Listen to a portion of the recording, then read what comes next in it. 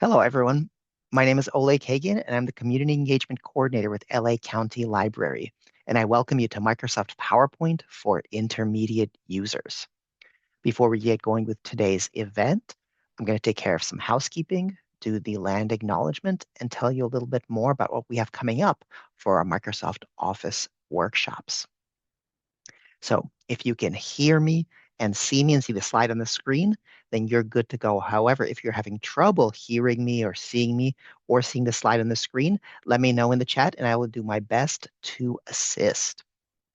If you'd like to listen to this presentation on the phone, you can do that by calling 1-669-900-6833 and using the access code 831-6208-0940 and the passcode 123123.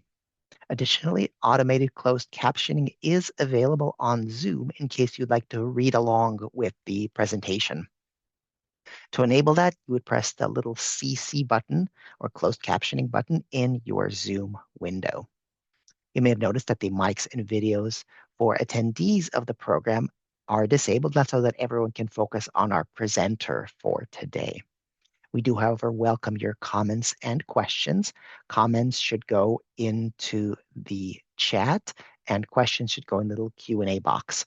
That way we can make sure to keep track of the questions and answer them to the best of our ability. Sometimes they get lost in the chat if it moves too fast. I'd also like to note that this class is being recorded and you will receive a copy of the YouTube link in a follow-up email. A few people have mentioned in past Microsoft Office workshop classes they had trouble following along because they were trying to do the activities or complete the tasks at the same time as our presenter. We recommend that you do not do that, that you focus on what our presenter is speaking about in the moment in the Zoom window. And then when it's posted on YouTube, then you can follow along and try to do the same thing. That way it is easier to slow down the video, to pause it, to rewind it so that you won't lose track. All right. That concludes our housekeeping. And now I'd like to move on to the land acknowledgement. The County of Los Angeles recognizes that we occupy land originally and still inhabited and cared for by the Tongva, Tataviam, Serrano, Kizh, and Chumash peoples. We honor and pay respects to their elders and descendants, past, present, and emerging, as they continue their stewardship of these lands and waters. We acknowledge that settler colonization resulted in land seizure, disease, subjugation, slavery, relocation, broken promises, genocide, and multi-generational trauma. This acknowledgement demonstrates our responsibility and commitment to truth, healing, and reconciliation, and to elevating the stories, culture, and community of the original inhabitants of Los Angeles County. We are grateful to have the opportunity to live and work on these ancestral lands. We are dedicated to growing and sustaining relationships with Native peoples and local tribal governments, including, in no particular order, the Fernandino Tataviam Band of Mission Indians, the Gabrielino Tongva Indians of California Tribal Council, the Gabrielino Tongva San Gabriel Band of Mission Indians, the Gabrielino Band of Mission Indians Kizh Nation, San Manuel Band of Mission Indians, and San Fernando Band of Mission Indians. To learn more about the First Peoples of Los Angeles County, please visit the Los Angeles City County Native American Indian Commission website at lanic.lacounty.gov.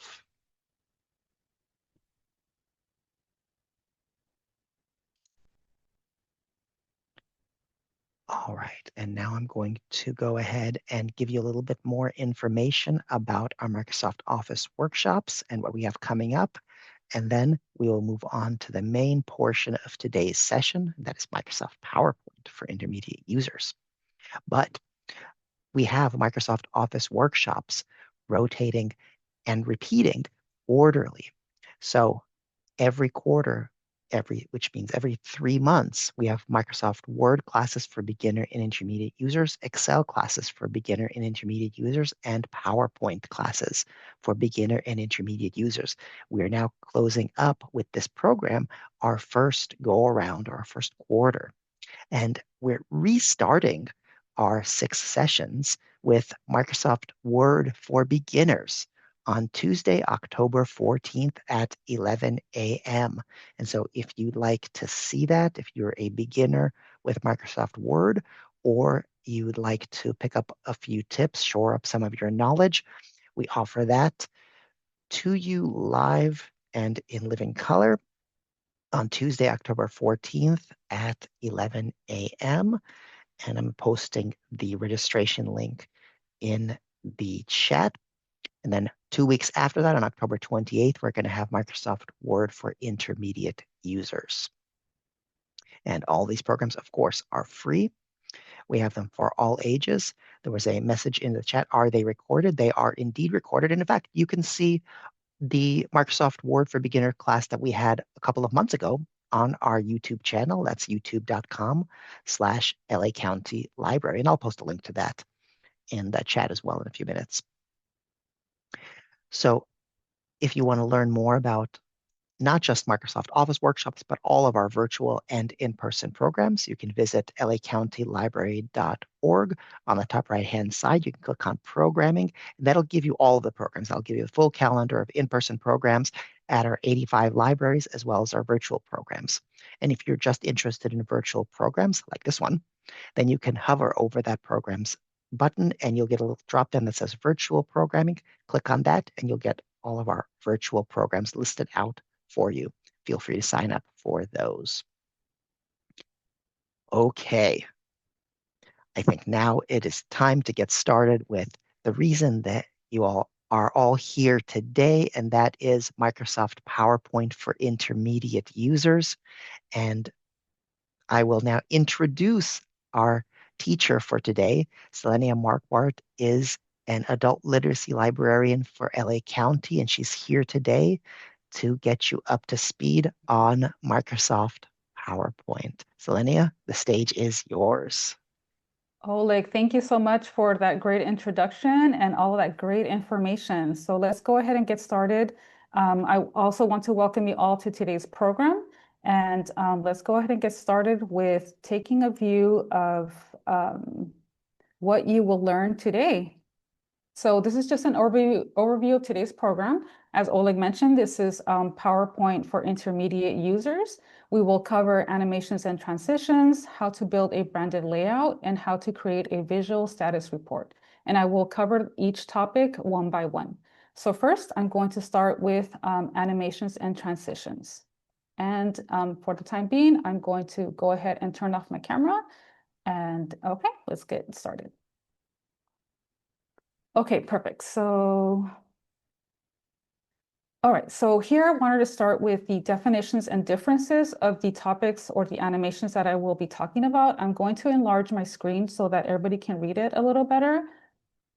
Okay, so these are the definitions and differences of each. So animations are a special effect or type of movement that can be applied to an object. An object can be a picture, an icon, or text. Animations can be used to emphasize key points, to manage the flow of information, or to illustrate concepts. It is recommended to use animations sparingly. That way you avoid having your audience distracted and avoid a cluttered slide deck. So the trigger effect, which is an actually really cool feature that I learned by researching animations and transitions. The trigger effect is the ability to set a special start condition for an animation. So you can set an animation to start after you click on a shape, icon, or image. Trigger is super useful when you want to control the timing of when your information is displayed. And lastly, transitions are a special effect that can be applied for transition between a previous slide and a current slide. So transitions are applied to slides to improve the flow of your slide deck and to maintain engagement with your audience. To avoid overuse or usage of complex transitions, they may be distracting, or they can possibly weaken the message that you are trying to relay to your audience. Okay, so now that we know the differences and the definitions of some of the animations that I'll be covering, let's see how we apply those. Okay, so here on my next slide, I have three objects. I have a text box. Here, I have an icon, which is a simple icon of Saturn, and an image I took on one of my travels of Devil's Tower. Okay, so how do I animate these? How do I apply animation to these objects? First, we go to the Animations tab, which is right here on the top, part of where all the tabs are. I click on Animation, and you'll notice that the ribbon pops up with a whole different menu. So you'll see that we have a preview group, the animation group here, advanced animation, and timing. So let's go ahead and start by adding one animation to my text box. So if I click here on the small arrow, it'll bring down even more options for animation. And you'll notice that PowerPoint does a really great job in categorizing the animations. You'll see that we have entrance animations, emphasis animations, and we have some exit animations. So for the time being, I want to apply an entrance animation to my text box. So I'm going to have it fly in. Perfect. So to Saturn, I want to apply an animation to that one as well. And for that one, let's apply an emphasis animation. I'll have Saturn spin. Pretty cool. And then for my picture, I can go back to my small arrow here so that I can see all of my options. And I'll have the picture grow and turn. Excellent. Let's see. Okay, so now that we see how we applied one animation, I can change the timing of the animation. If you notice, when I played, I can go here to the preview button, and you can see that's pretty fast, right? So I want to change the speed of the timing of the animation. If I select the animation and go here to the timing group, I can change the duration of the animation. So I want to make it a little higher, so to slow it down. So let's try 1.25, and I can try to preview that again.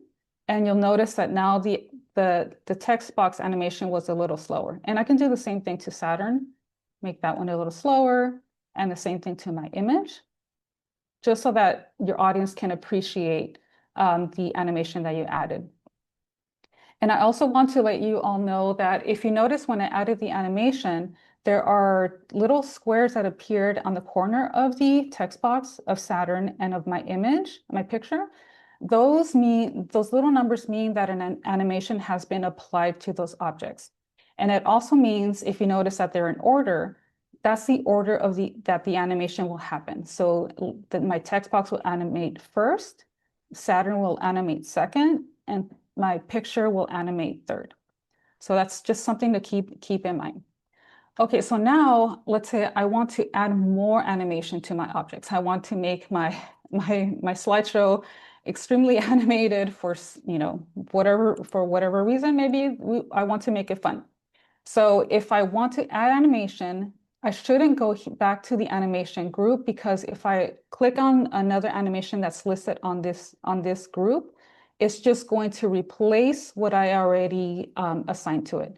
Instead, what I'm going to do is I'm going to go to this button here, Add Animation. I'm going to click there, and now I can add a second, third, fourth, etc. animation to my objects. And again, when we click on Add Animation, you'll notice that they're categorized by entrance, emphasis, and exit. And again, if you look here at the bottom, there are even more entrance effects, emphasis effects, and exit effects. So let's keep this one simple. Oops. Okay. I'm going to go to my text box. I'm going to add another animation. This time I'm going to add a emphasis animation. So I'm going to click on that.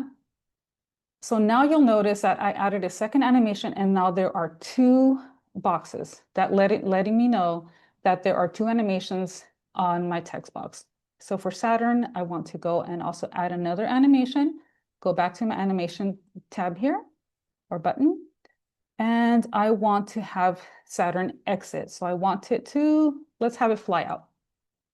Excellent.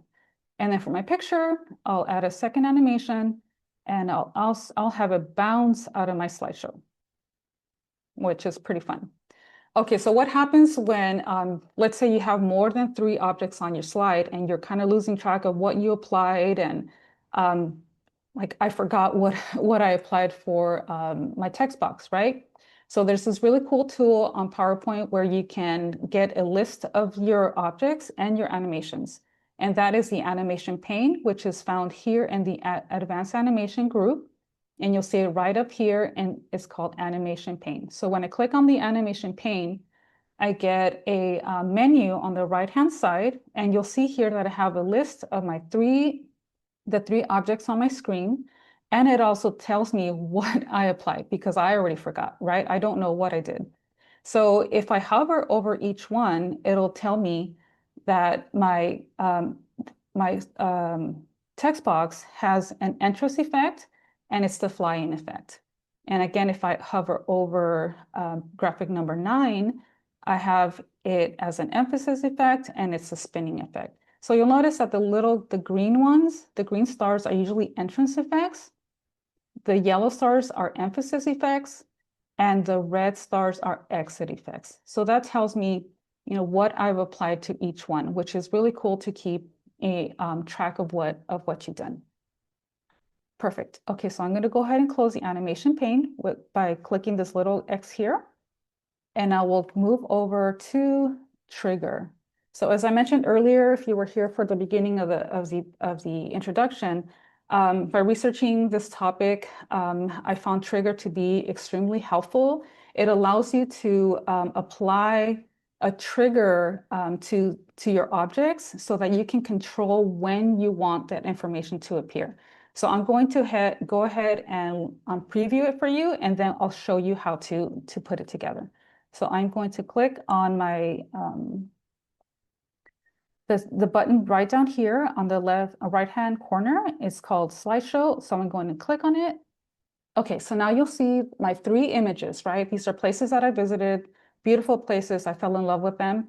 So if you notice that my cursor, when I'm anywhere other than the image, my cursor is the arrow, right? But as soon as I hover over the image, my cursor turns into a little hand. And that lets me know that there is something applied to that image. And in this case, I applied the trigger effect. So now that when I click on, this is Bryce Canyon, when I click on this one, it'll trigger the information that I want to speak about. Now I want to go to my Zion picture. And there's my animated text box and Mount Rushmore. Pretty cool, right? Again, this allows you to control the information that you are speaking about. So now I'm going to go ahead and exit out of full screen. And I'm going to show you how I did that. So what I did here was I duplicated the slide I have here. So this is the exact same slide, but this one doesn't have the animation, the trigger effect applied to it yet. Okay, so how did I do that? So first, I need to click on my text box and apply the animation that I want it to do. If you remember Bryce Canyon, when I clicked on the picture, I think I had it floating up. So let's go ahead and click back up here to apply an animation. I'm going to have it fly in. And I'm going to slow it down. You notice that it was really fast, so I'm going to slow it down, go back up here to my timing group, and I'm going to change the duration. Let's make it 1. And then I'm going back to my Zion text box. I'm going to apply animation to that one, and let's have a swivel. Why not? And okay, and lastly, let's go to my Mount Rushmore text box, and I'm going to apply an entrance effect for that one. Let's have that one bounce. Okay, so again, as we spoke earlier, we noticed that, again, our text boxes have an animation, and we know that have an animation because they have numbers, right? 1, 2, 3. And again, that's the order that the animation will play. So now let's apply the trigger effect. So I'm going to go back and click on my text box, And now I'm going to go to the advanced animation group here. And you see the trigger option is right there. So I'm going to click on that, select on click of, and I'm going to select picture 2 because I know that my Bryce Canyon picture is picture number 2. All right.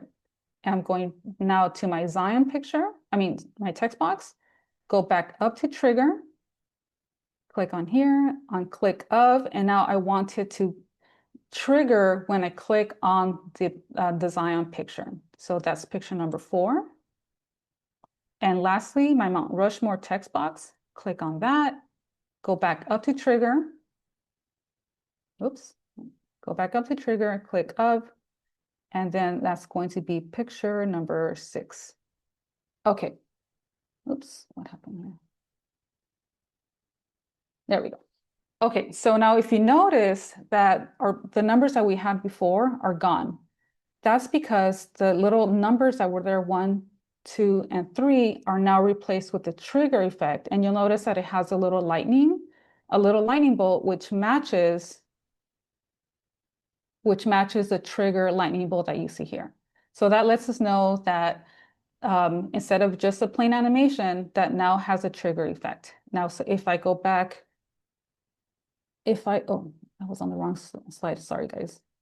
I'm gonna click on this one. Okay, so now if I go back to my slideshow button here at the bottom, and again, I look at my cursor, it's the arrow, and I click on the Bryce Canyon, now my Zion picture, and my Mount Rushmore picture. Pretty cool, right? All right, excellent. So that is a trigger effect. And trigger effect can be a little tricky. It took me a couple of tries to figure it out. But as Oleg mentioned, this program is being recorded, so you're more than welcome to, if you're interested in using trigger and you want to learn more about it, or just kind of review this part of the presentation, you can go back to the recording and just review it again. All right, excellent. So let's move on to our transitions part of the animation presentation. So transitions are applied, you can apply them to an object. Transitions are applied to slides. So if we go to this slide, we're going to apply a transition. So now we're going to change from animations here at the very top, and we're going to hop over to transitions tab. So again, you'll notice that we have different groups. We have the preview group, transition to this slide, and our timing group here on the right hand. So let's go ahead and apply a transition that's going to be applied to this slide. So again, very similar to animations, we click on this arrow here, and then we'll see all of the transition options that we have. And in this menu, we have subtle transitions, we have exciting transitions, and dynamic content. Now, again, it depends on what you're presenting. You may want to keep it a little more professional and just have something simple. But there are some transitions that are a little, more animated. For example, I'll show you what vortex looks like. Right? Very cool. But do you want to use this for a formal presentation? That is completely up to you. Maybe it depends on what you're presenting. But in this case, let's keep it a little more formal, more professional. I'll go ahead and click push. Right? So now when I transition from one slide to the next, it will go, the transition will be going up, from up to down, or something like that. And also, some of the transitions have an effect option. If you see it here, I can select the effect to go from left, right? I can change it, or if I prefer to go from right, when I change from slide to slide, or I can go from top to bottom, right? Pretty cool. Okay, and another way to know if you've applied animations or transitions to your slides is if you look over here to the left-hand side and you look at your thumbnails list, you'll notice that there is a little star on the side of the slide that lets you know that that slide has animation. So in this case, we have a transition. So if we preview it, again here using the preview button, you'll see that our transition is applied to that slide. And then if I go to this one, I can also apply the push one. And that way your presentation has a nice flow from one slide to the next. There is a way, let's say you want to apply a transition to only certain slides. You can select, let's say I want to apply the transition only to slides 6 and 7. I can select my thumbnail slide for slide 6. And then on my keyboard, I can hold the control key and then click on slide 7. And now you see that both of them have frames around them. That tells me that I selected both of these slides. And now I can apply that transition to only those 2 slides instead of applying to all of them. So speaking of applying to all of them, you can apply that transition effect to all of your slides, and you can do so by clicking apply to all here. And you can also change the timing. So this one was at 1, and I think this one was the same thing. And let's go ahead and play it. Let's see what it looks like. So again, to preview the slideshow, I'm going to click on the little icon down here, click on slideshow, and now you see that my transitions are moving. Instead of the traditional just, appears, now there's a motion to them, which is really nice. Excellent. Okay, so that is the end of the animations and transitions part. So let's move on to branded layout. All right, perfect. So here, I wanted to give you some information about creating a branded layout. So a branded layout requires consistency in visual elements like a logo, colors, and fonts. Before you design a layout, think about the brand's purpose, personality, and audience to ensure the layout effectively communicates your message. So to create a branded layout, I will use, I just made up a store, right? I made up a store. I'll call it Leaves, and I'm going to sell plants and garden accessories. So on the screen, you see that I created a quick logo just using icons that are found in PowerPoint. And something else to think about when building a branded layout, it's important to identify the audience that you are building the branded layout for. For this example, I'm putting the branded layout together for adults who love to garden. I'm also going to consider the personality and brand voice that I want to display in the layout. And so for my store Leaves, I want my branded layout to be fun, reflect earth tones, and use fun fonts. Okay, so let's go ahead and start. Let's see how we can build a branded layout. So for each layout that I add, I'm going to demonstrate a design tool that you can use. All right, so let's get started. So here you see that I have my main slide that I have on the screen. So I'm going to click on the left-hand side. I'm going to click right on the bottom, and you'll notice that there's a line that appears. I'm going to go ahead and insert a new slide, but I don't want just any slide, right? So I want to pick the layout that I want. I'm going to click on this button here that says new slide, and you'll notice that it has a little arrow. I'm going to click on it, and now I get a menu with all the different types of layouts that there are. Because this is my first slide for my layout, my branded layout, I want it to be a title slide. Okay, so before I keep building, I want to make it easy on me. So I want to use what's called a slide master view. So to use that slide master view, I'm going to go here to the top and click on view. And you notice again, we have the ribbon with a whole bunch of different options, but I'm going to go here to master views, click on slide master. Okay, so this allows me to make, the slide master view allows me to make edits to one slide that will be applied to all of my presentation, to my slide deck. So just by making the edits here, they will be applied to your slide deck. So just one important thing to note here is that every time I open the slide master view, I found that it does not take me to the true master slide. If you notice here on the thumbnails list, I have to scroll back up. It takes me to a different slide, but if I have to scroll back up to get to the actual master slide. And I know that it's a master slide now because it has the number 1 here. And if I hover over it, it tells me on the menu that it's a slide master. So now I need to click on this one to make sure that I'm truly editing the master slide. Okay, so now here I'm going to start to design my, apply my font that I want and the size that I want. Okay, so I'm going to go ahead and select my font here, and I'm going to change it to, I really like Broadway, right? It's classy, it's fun, I think it's beautiful.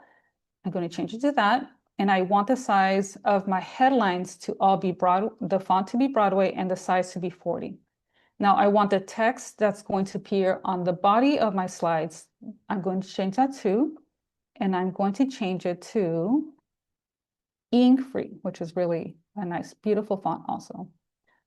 And I just keep scrolling and it's right here, right? I want to keep it fun. I want to keep it classy for my branded layout. Okay, so now I also want to add my font. So I'm going to close a view quickly. So by clicking here, close master view, I'm going to go back to my main, my first slide.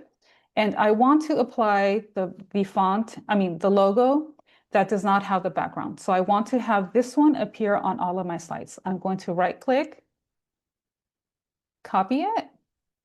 I'm going to go back to slide master view, which is, I click view, the view tab here. Go back here to slide master here. All right, and then remember, I have to scroll up because I'm not really on the master slide. I go back to my master slide, which is the number 1 slide. And here I'm going to paste my logo. So I'm going to go paste. Now I'm going to shrink it a little bit because it's a little large, and I'm going to set it here at the top. So, whoops, does it want to stay? Okay, excellent. So what does this do? So now every slide that I create, every slide that I add from now on is going to have my Broadway font as my for my headlines, the ink-free on the body of the text that I use, and it's always going to include my logo on this top corner that I added. And of course, this comes in handy, so that way you don't have to go to every single slide, change the font, change the size, and add the logo to every slide that you have in your layout. Okay, so now I have it ready to go. I want it that way. I'm going to go ahead and close it. And now I'm going to go back to this title slide that I added. And now you see that the font has changed to Broadway, and the font that I have on my body of the slide is ink-free. So now let me add my fake company's name, which is Leaves. And then my slogan is plants are our jam. Beautiful, right? And you notice also that the logo was automatically inserted, which is a time saver. Okay, so let's go on and let's continue building our branded layout. So again, I'm going to go here to the left-hand side, click underneath my Leaves title slide. I'm going to go back up to slide, and now I'm going to add a new layout. This time I want a section header slide. So I'm going to click here. And this one, again, you'll notice it already has my logo. It has my beautiful Broadway font and the ink-free font for the body text. So this one is going to be my mission statement. And as you can tell, it's typing in the Broadway logo already because I already set it in the master slide. And then here, I'm just going to put into enrich homes and lives by connecting people with nature. Perfect. That is my mission statement for my company, Leaves. Perfect. Okay, so now I want to add a picture to my background, right? It's a little plain. How do I do that? I want an actual photograph to be the background of this slide. So to do that, I'm going to go to Insert. So I'm going to go to Design. So I'm going back to the top of the menu here, the ribbon. I'm going to click on Design, and I'm going to go here to the Format Background. Click on that, and I'll have a menu that appears on the right-hand side. So to insert a picture, I need to click on this little radio button, Picture or Texture Fill. All right, so when I click on that, it automatically puts a texture fill in my background, but I don't want that, right? It doesn't fit with the color scheme that I want. I want to add a picture to my background. So instead, I'm going to go to picture source here, and I'm going to click on insert. Now here, PowerPoint gives us a couple of options. I can insert a picture from a file, stock images, online pictures, or from icons. Now I don't have anything saved, so I want to search pictures online. I'm going to click on that. And now here I can either, if I have plenty of time, I can browse the categories here. I can, maybe go to vegetables, vacation, flowers, something that fits what I'm building. But in this case, I want to search for the word succulent because that's one of the plants that I'm going to be selling at my store. Okay, and then I want to include, let's see. This one's really pretty. Let's go ahead and add this one. Okay, so now I selected this image, and you notice that I've selected it because it has a frame and my insert button is now highlighted. And I also wanted to let you guys know that if you see this checked off here, creating Creative Commons only, that means that my search results only include images that can be used for free and that are offered to the public for its use. So in this case, I'm okay to use this picture. I'm going to go ahead and insert it. And look at that, right? Now that picture is inserted in my background, but if you notice, I can't read my mission statement very well. It's in the background. I don't know what to do, right? How do I fix that? So if I go back over to my menu here on the right-hand side, and I go and I take a look at the transparency option, there's a little lever that I can move side to side, and that'll let me kind of dim the picture so that I can read my statement a little better. So again, you can use the lever, or in this case, I know that 75% works, so I'm going to type in 75. And there we go. So now it dimmed my background picture, and I can see my mission statement so much better than having that really bright picture, although it looked really nice though, right? Okay, so that's how you add a background picture to your slide. So I'm going to go ahead and close the menu for the format background. Close that, and let's keep building. So I'm going to go back to the left-hand side, click underneath my mission statement slide, and I'm going to add another slide. I'm going to go back to my tab menu here, going to go back to home. Again, we're adding a slide, so I want a specific layout. And this one I want, let's see, let's add a picture with a caption. Okay, perfect. Again, you'll notice my logo's there, my fonts are set. Excellent. So this one, I'm going to list my accessories that I'm selling. And I'm going to sell gloves, watering cans, right? The gardening essentials. Soil, that's essential. Soil and let's see, shears, and we want some pretty containers, right? For if we container a garden. All right, so now I'm going to add a picture. Now this layout, you notice it automatically gives us an option to add a picture. So if I click on the insert picture, again, I get the menu. I can pick from where I want to pull that picture from. And again, I don't have an image saved, so I'm going to search the web. And this time I'm going to search for, let's see, gardening tools. And I'm going to hit enter. And again, you'll see that Creative Commons is selected. So I'm okay to use these images on in my presentation. So I'm going to click on the first one because it has different gardening tools. And now we know that it's selected this because we have the check mark, and our insert button here at the bottom has the number 1. So it lets me know that I'm inserting one picture. All right, so you see it put the picture nicely in the slot where it had, but if you notice that it's now obstructing my logo. So I'm going to just adjust it a little bit. I clicked on the little circle. If you notice the images have small circles, you can use that to minimize the pictures. All right, so here I want to show you guys how to use the design features that PowerPoint has. So let's say you're not sure about the colors or anything like that. If you go to the design tab here at the top, click on there, And now we have a couple of options that appear. We have the themes menu here, variants. Again, we see the background format background here, and we can change the slide size, but for this presentation, I'll leave the slide size as is. Okay, so let's apply a theme. So a theme offers us, as you see the definition here, it's a unique set of colors, fonts, and effects to create the overall look and feel of your slides. So if I click again on the little arrow, it'll give me more options to choose from. And a nice feature with PowerPoint is if you hover over any of the themes, it gives you a preview of what it's going to look like, right?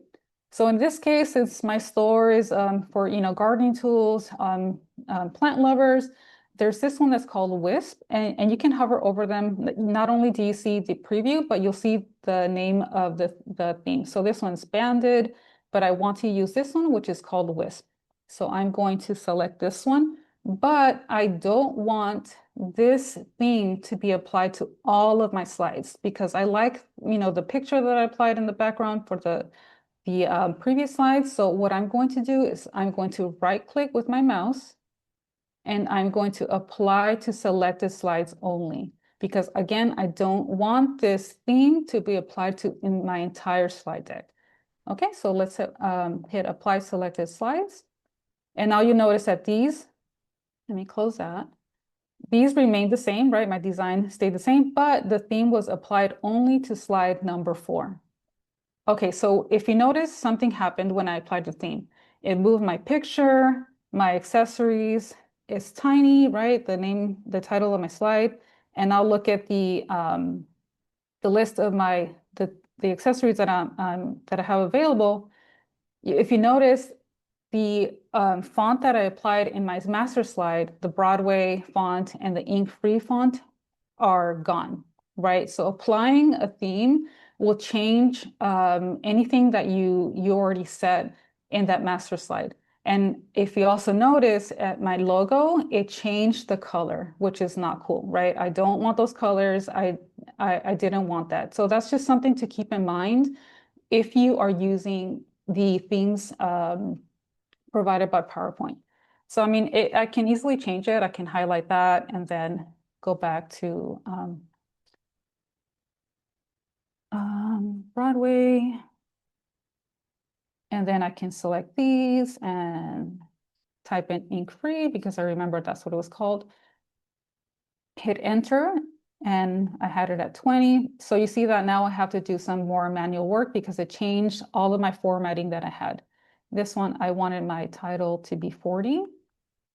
And then my logo, again, just something to keep in mind with that. I mean, which is really nice. I mean, you can use the themes, but just keep that in mind. Okay, so continuing there, along in the design tab, you'll have well, we just applied themes, and there are also variants. So variants gives me options to kind of switch the colors around. So if I click on the small arrow here on the variants group, I'll get another menu, and let's take a look at colors. So if I hover over these colors, you'll see that some of the features on that theme are changing, right? But since, again, I'm trying to stick with greens, I don't want, blues or purples, anything like that. So let's take a look at green. The tab now is a lighter green. This one looks okay. Let me go ahead and change that. And you'll notice, again, the tab here changed. The background changed a little bit, but again, take a look at the logo, right? It changed the colors. So again, just something to keep in mind when you are using themes and variants. And you already have something designed like I did with the logo. I had used icons to create that. All right, perfect. So let's add one more slide. Here at the bottom, go back to home. And then we're going to add the to content slide here. And this is just quickly going to be our contact us information. So here I want to let people know my hours of operation. And then here I want to let customers know my address. And I'm not going to type everything in because I want to save some time. Telephone, number, right? Because I do want them to call me. And if they want to visit my website, they're more welcome to. So leavesforyou.com. For you.com. All right, excellent. So in this slide, I want to demonstrate a feature that PowerPoint has. And this one is also found on the Design tab up here. I'm going to go ahead and click on Design again. So, we already talked about themes, we talked about variants, but some versions of PowerPoint have this one here, Design Suggestions. So just a word of caution here, some versions of PowerPoint don't have this feature. I know the PowerPoint version that I was using at home didn't have this, but so just in case you're trying to replicate this step of the presentation and you don't find it, that might be the reason why. So this feature is not found in all of the versions of PowerPoint.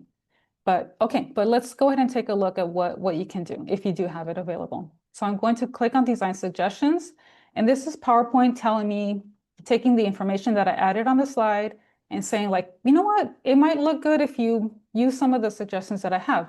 So if I look on the right-hand side here, the designer is telling me, giving me suggestions of what I can use, right?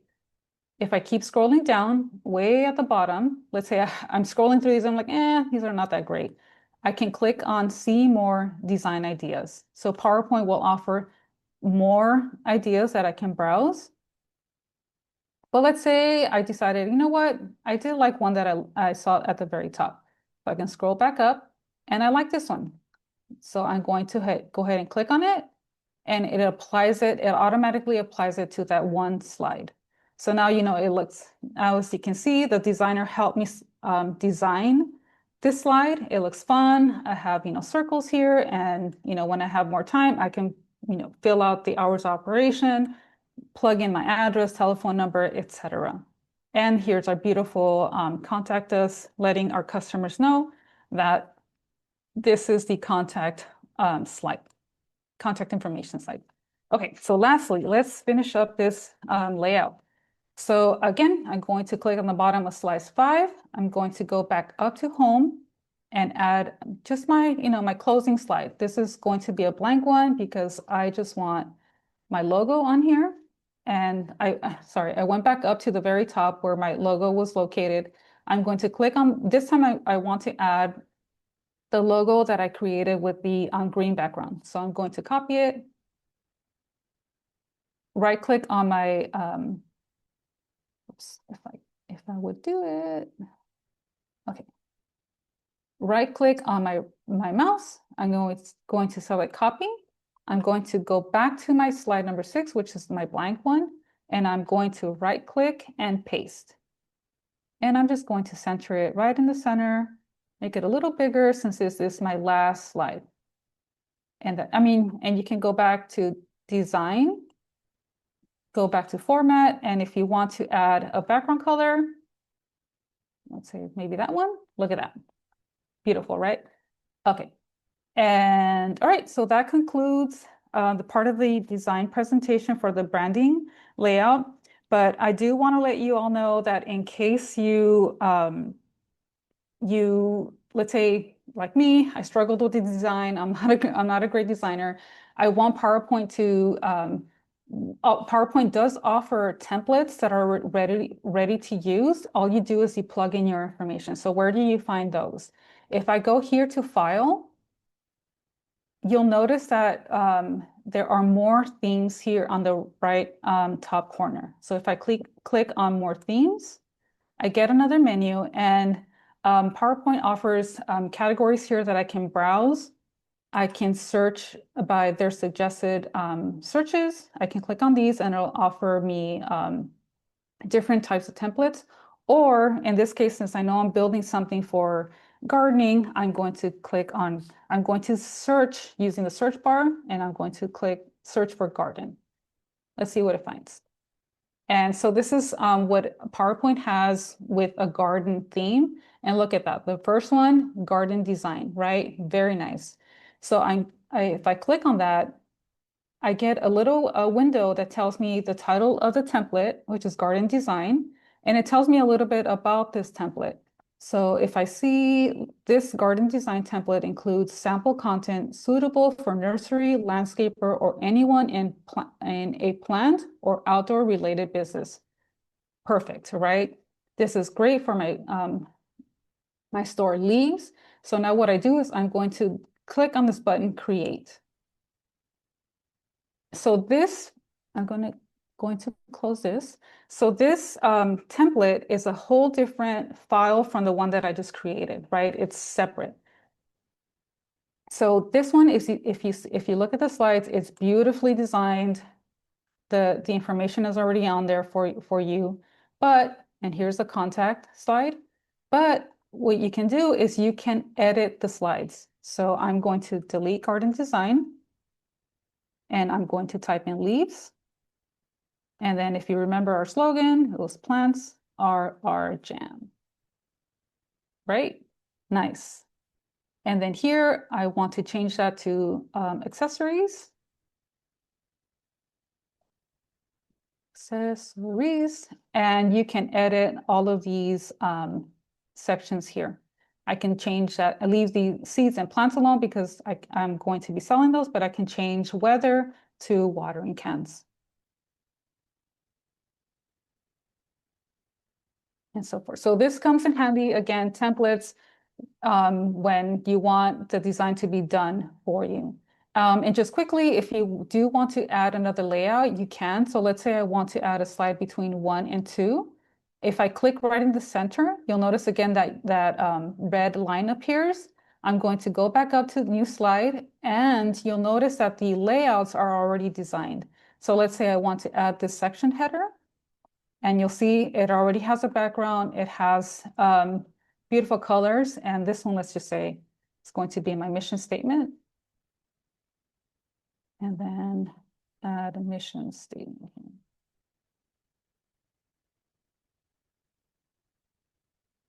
If I can type, that would be great.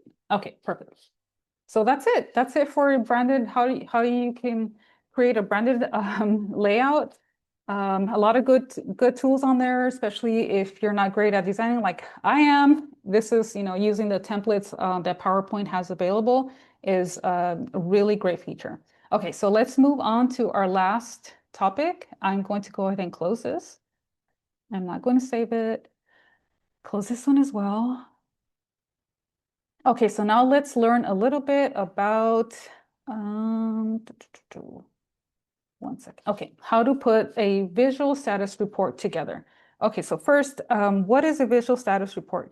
A visual status report is a report that uses data, charts, timelines, and graphs to relay information.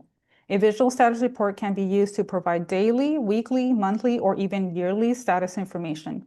The information can be sent to your team or to your supervisors. So by providing a report with visuals or graphics, it's possible to simplify complex information and it can avoid text-heavy reports.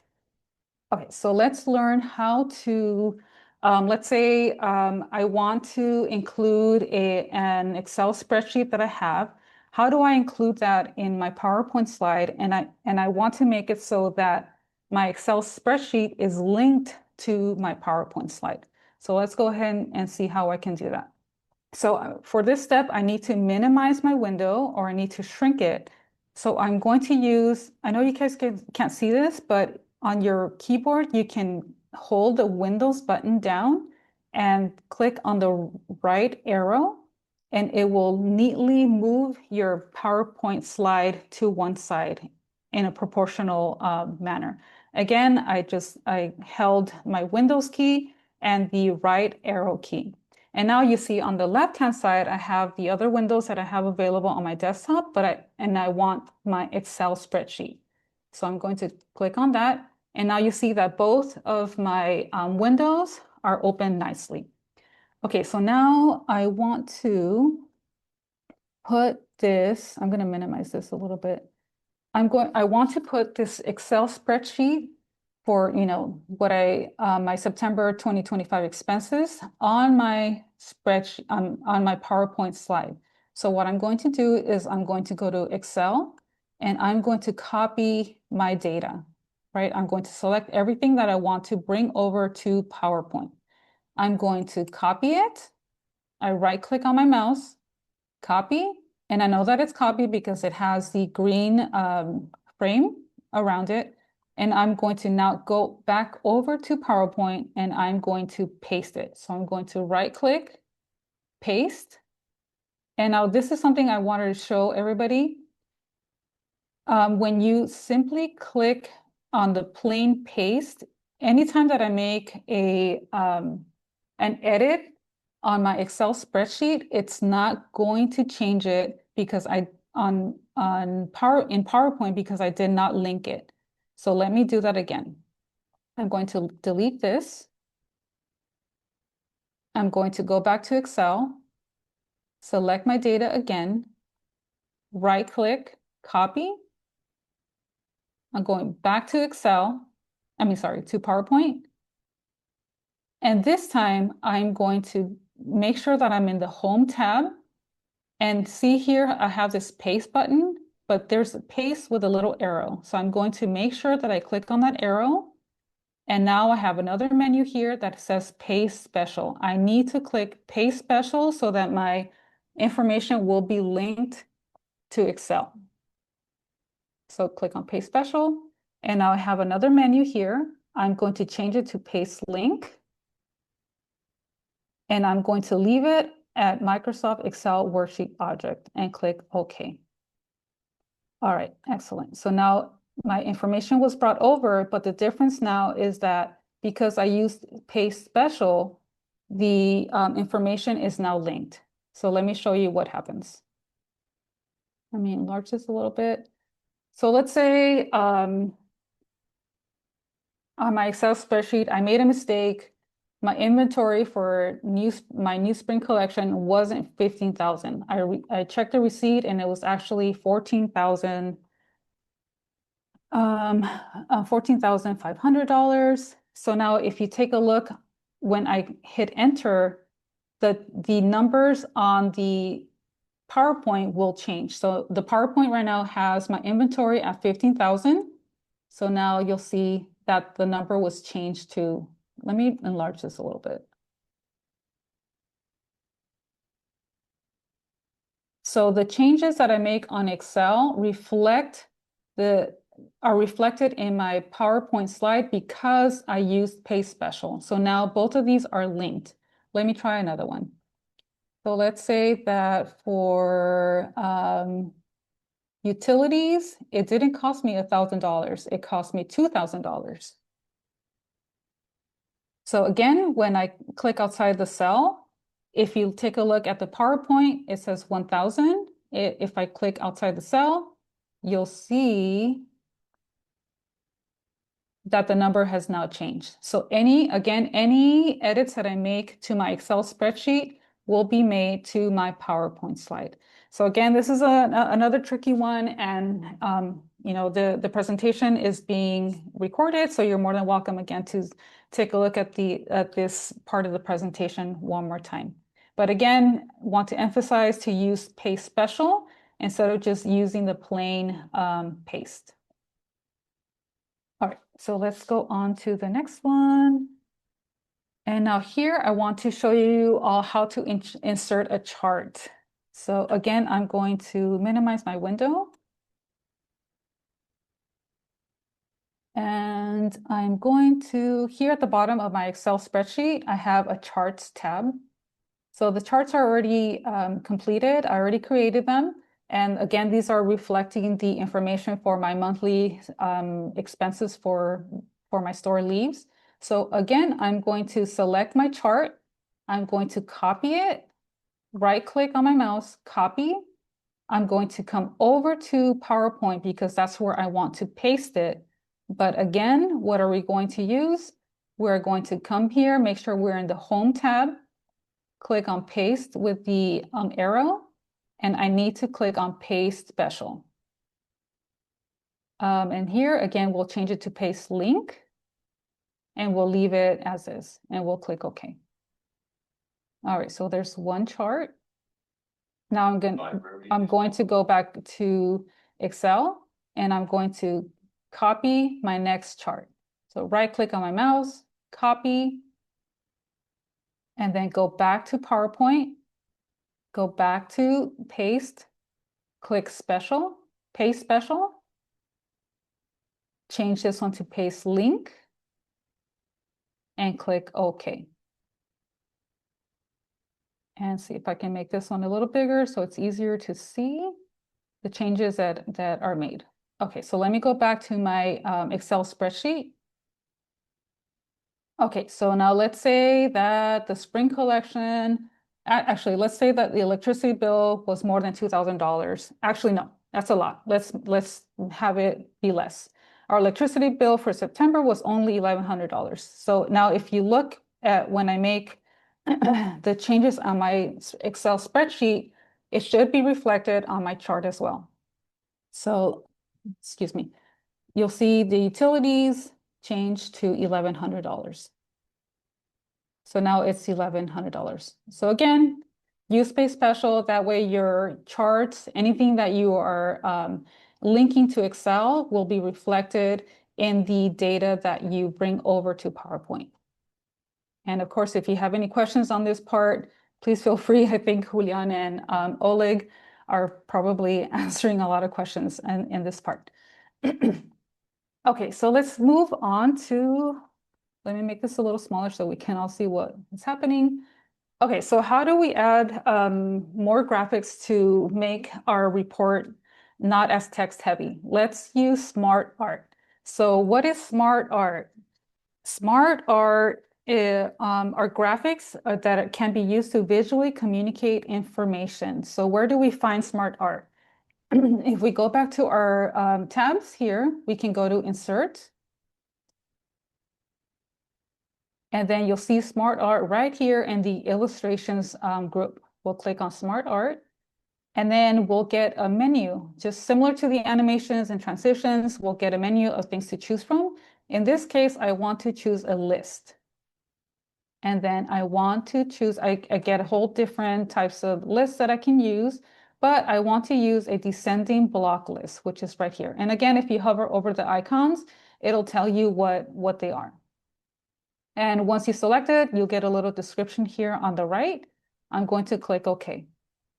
All right, excellent. So there's my Smart Art descending block list. So this is just going to make my report look really nice, right? Instead of using a lot of text, I'm going to use graphics to relay my information. So again, you notice that once the Smart Art was added, it's using blue, right? I don't want blue. I want to keep with my, I mean, I'm still using the leaves logo and all that. So I want to change the color to green. I'm going to go here to Smart Art Styles, click on Change Color. If I scroll down, luckily we have some green options. I'm going to click here on this one. And I can also change the style of the graphic by clicking here. And I want this one with the 3D kind of version and the outline. All right, so how do I change the text in the Smart Art? So if you notice, the Smart Art has a little arrow here on the left-hand side. If I click on that, you'll see that my cursor turns into a little hand. If I click on it, I'll get another menu pop up on the side. And this makes it so much easier to type the information that I want to report on. So this is going to be the plants that the store sold from January to June. So I'm going to add succulents. And we sold 500. So to delete this, I'm going to delete these. And you notice that it's changing the graphic size. So, and then I'm going to add ferns. We sold for 50. I'm going to delete this extra text because I don't need it. And you'll notice that more bars keep being added, right? We sold herb plants. We sold 300 of those. I'm going to hit enter. And as I keep hitting enter, you'll notice that more blocks are added. Grasses, we sold 200. And then the last one are annuals. I sold only 50. And I'm going to delete the extra text. And there you go. So now you can show your team, your management in a nice graph, using nice graphic, how many plants were sold in the months of January through June. And I can also add a text box if I want. I can add it here, letting them know what this graphic is displaying. Okay, so one more thing that I want to show is a basic timeline. Again, this is a lot of text that I want to let my team know, but I want to use a nice graphic. So this time we'll go back to add smart art. I'm going to go back to my tab here. I'm going to go back to insert. I'm going to click on smart art. And this time I want to select process. And then I want a basic timeline. So I'm going to click on that. And again, this tells me what it is. Click OK. And then here, it looks large. So I'm going to minimize it to make it a little smaller. So I'm going to turn in all that text that we have here into a nice graphic. And again, I'm going to go a little faster here. I'm going to change the color to green. And I'm going to change the style. And I want this one. All right, perfect. So again, Smart Art will have the little menu on the side. So I can start typing. Well, in this case, I already have it. So I'm going to just go ahead and copy it. And I'm going to paste it here. And the next one, copy it by I can use right click on my mouse, copy, go back to the Smart Art, paste it there, grab the next one, highlight the text, right click, copy, go back to my Smart Art, select, paste it on the next one. And you'll notice that it's adding it right to the nice little buttons, which is really nice. So I'll take the next one, copy it. Here, I'm going to click on the last one that I have, click enter to add another one. And I just pasted that one. And lastly, I'm going to take order summer plants. I want to do that in February. I'm going to copy it, right click, copy, go back to my Smart Art Design menu here. Oh, another thing too is like if you notice it's really small and it's hard to see, I can stretch it. So just if you hover over it and the icon, the cursor changes to the arrows, I can stretch it so that it makes it a little easier to see. So here at the end of 2026, I'm going to hit enter on my keyboard. Whoops, nope, 2026, enter. And now I'm going to paste my last one, which is make sure to order summer plants in February 2026. And there you go. So we turned all of this text into a nice basic timeline. So now I can show this to my team and we'll be able to see that in November, we need to do this. December, this needs to be done and so forth, right? All the way through February 2026, which is really, really nice. And just quickly, you can change you can go back and edit the information here if you want to make this bold or red. You can change the font. You can change this one too. And so forth. Just, anything to make your report visually appealing and just easier to read. All right, so let's move on to the last one. So lastly, you created a really nice visual status report for your team, for your management, for your staff, and you want to save it, right? You want to share it with them. But an easy way to do that is to save your document as a PDF file. So what are the benefits of saving your PDF file, your PowerPoint presentation or your PowerPoint slides as a PDF?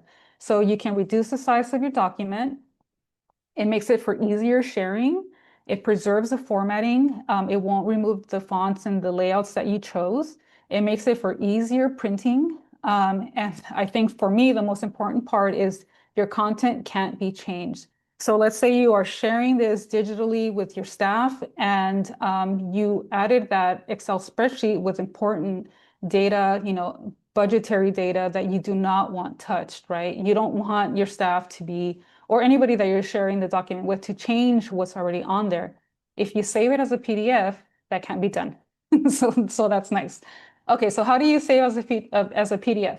So to save as a PDF, we go back up here to our tabs. We go to File here. Click on that.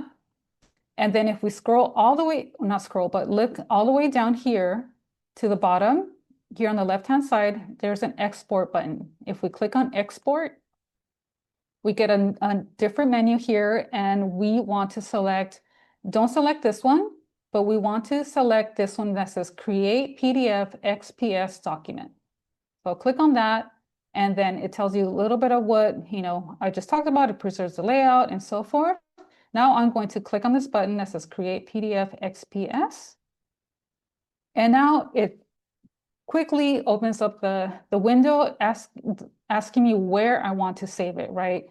So I can save it on my desktop. And the nice thing about that too is that it already changes the type of file to PDF. You don't have to go back here and select it.